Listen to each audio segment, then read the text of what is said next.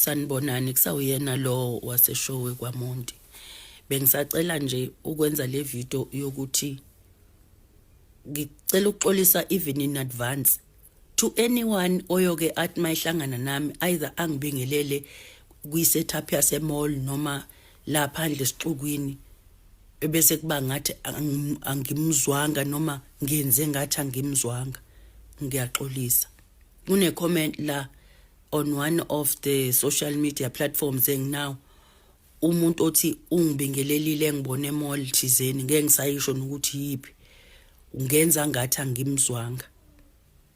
Ngikhumbula kahle ngiphume kanye ngaye emall kuleli viki ngihlala endlini isikhathi esiningi ngoba sometimes mina ngumuntu ogqunywa endlini for a reason and mangiphuma ngisuke ngiphuthuma into ethile.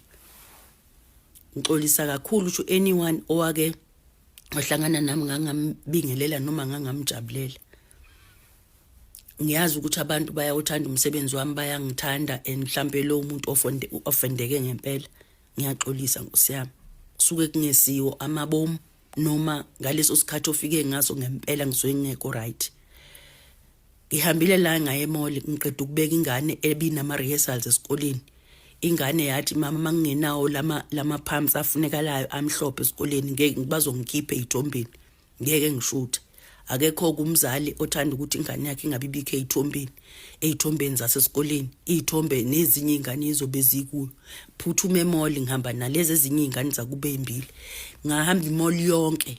Imall uyazi ngikhuluma imall.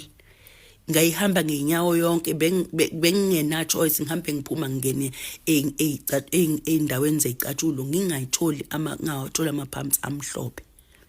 Ngahamba ngaze ngicishe ngadikila ngizizwa kahle ukuthi abonayo manje senginesiyezi sekuthi angiwe ukuthi angikhaleke manje ngoba lama-pumps awekho.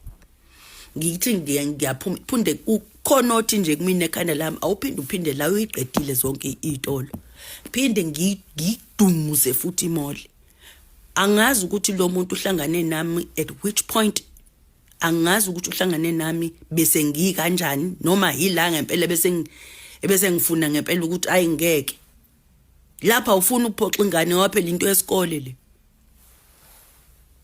Ngicine ngiyitholile lezo izicathulo. Kufanele ngiphindele esikoleni ngiphuthume esikoleni ngihambise lezi izicathulo.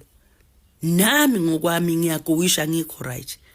Khona izinto zami nje engigoyisha engidlula kuzo mina ke personally. So ukuhamba emall nokungibona emall bese uthi ngenze ngathi angikuzwa. Kungilimazile kodwa ke ngiattendile leyo comment ngaxolisa kulowo muntu because I don't like to offend abantu abathanda umsebenzi wami. Ngiyaxolisa.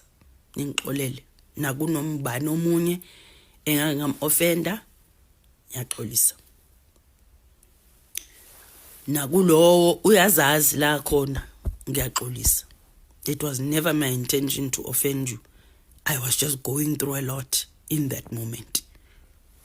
Ngiyabonga.